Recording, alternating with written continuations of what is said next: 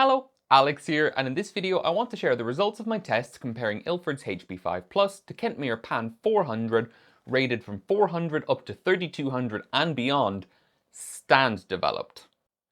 This video was sponsored by the folks at thephotoshop.ie who provided me with 2 rolls each of HP5 and Kentmere Pan 400 in 120 medium format for this testing. I'll talk more about them in a bit, but for now, let's get into it.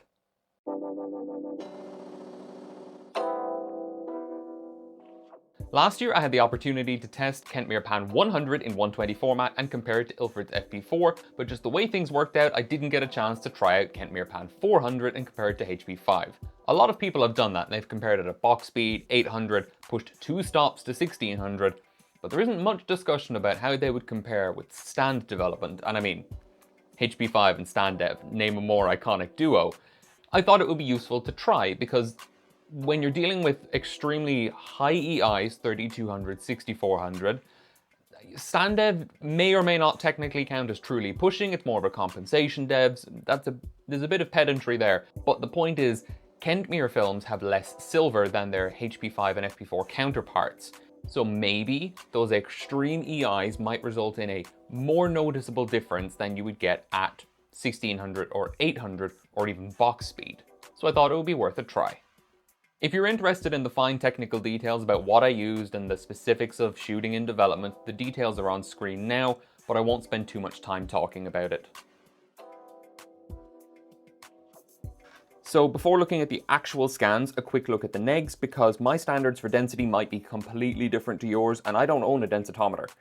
We'll just have a look at these 2 strips of HP5 and Kentmere Pan 400 because I accidentally shot some personal frames on the Kentmere roll and that means everything is staggered, so the 4 frames are like 3 on one strip and then 1 on another strip, and it would just be awkward. Broadly speaking, the most obvious thing is that the Kentmere Pan 400 still has some of the anti-halation layer. There's still a trace of it in the HP5 because I was a bit lazy with my washing, to be perfectly honest. But I was surprised at just how stubborn it is with the Kentmere. That really surprised me. At 400 and 800, I really can't see a difference. Even with a loop on the table, there's essentially no difference. Once you get to 1600, these very thin, dark areas start to have a bit more of a noticeable difference. Like there's a little bit more detail in this patch here in the HP5 than there is in the Kentmere, but it's a very small difference. Once I hit 3200, the difference is a bit more stark. Both are quite thin, and even the highlights in the blown out sky in the original 400 shot are very thin here in both cases, but there is quite a bit more detail in these darker areas, not just like the blacks, but the lower mids in the HP5 than there is in the Kentmere, and I figure that will be reflected in the scans when I do that. Like before, I'll show you each pair of images just in a slideshow in order and let you form your own opinions, and then I'll share my own thoughts afterwards.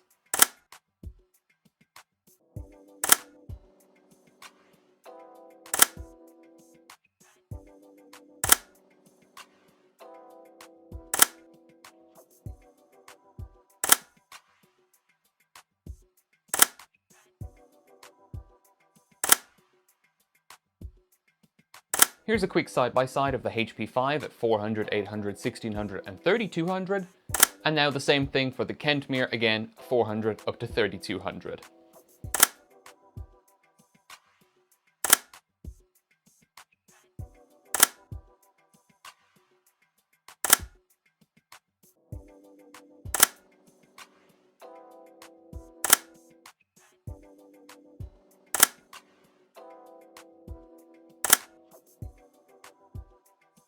Like last time for the low contrast scene, here's the comparison for HP5, and the same thing again for Kentmere Pan 400.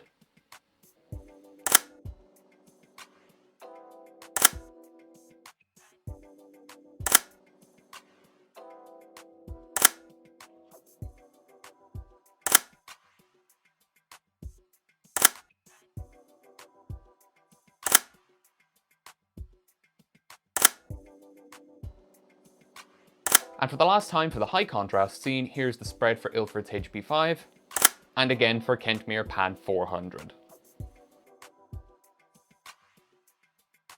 Firstly, in terms of grain, they are essentially the same. You do expect more grain when you underexpose and then push your film back up to a higher EI, but that's roughly the same degree in both cases, and I would say they're essentially the same. Similarly for resolution, bar, the motion blur in some of the shots, It's essentially the same. I would maybe give HP5 a slight edge at 400, but beyond that, the roughness of the grain kind of rules out any difference there might have been between them, and it's a very small difference even at 400. Like, that could be nothing in reality.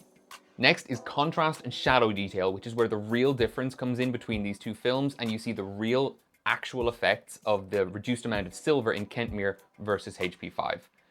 In this case, from 400 to 800, they're both pretty much the same. Once you hit 1600, you start to see a more at a glance noticeable difference in the contrast levels.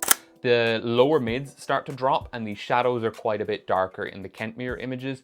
And that's because the reduced amount of silver means you get thinner density or lower density in your actual negatives.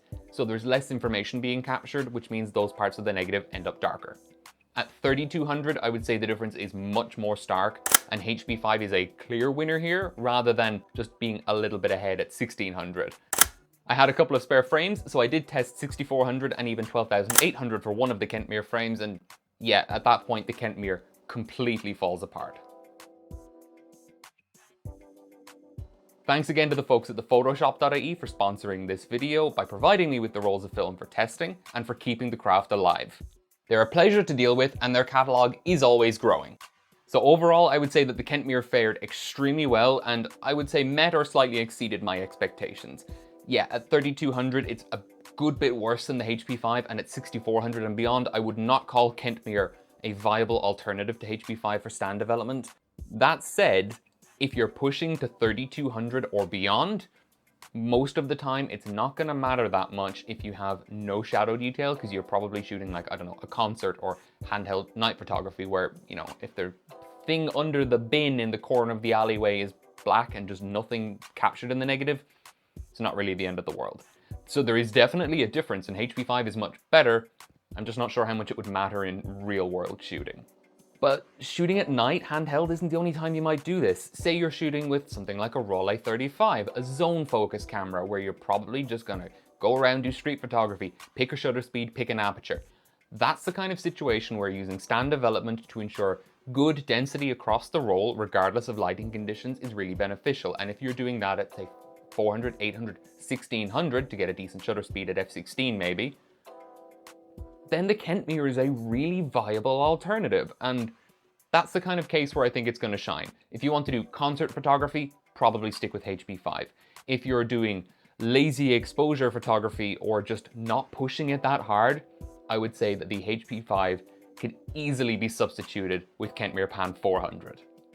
That's all I have to say for this video, so stay safe and bye bye for now. If you don't already, follow me on Instagram at Shaka1277 for new pictures every day. If you like this video and enjoy what I do on the channel, please consider subscribing or checking out my Patreon, where the tiers start at just €1 per month.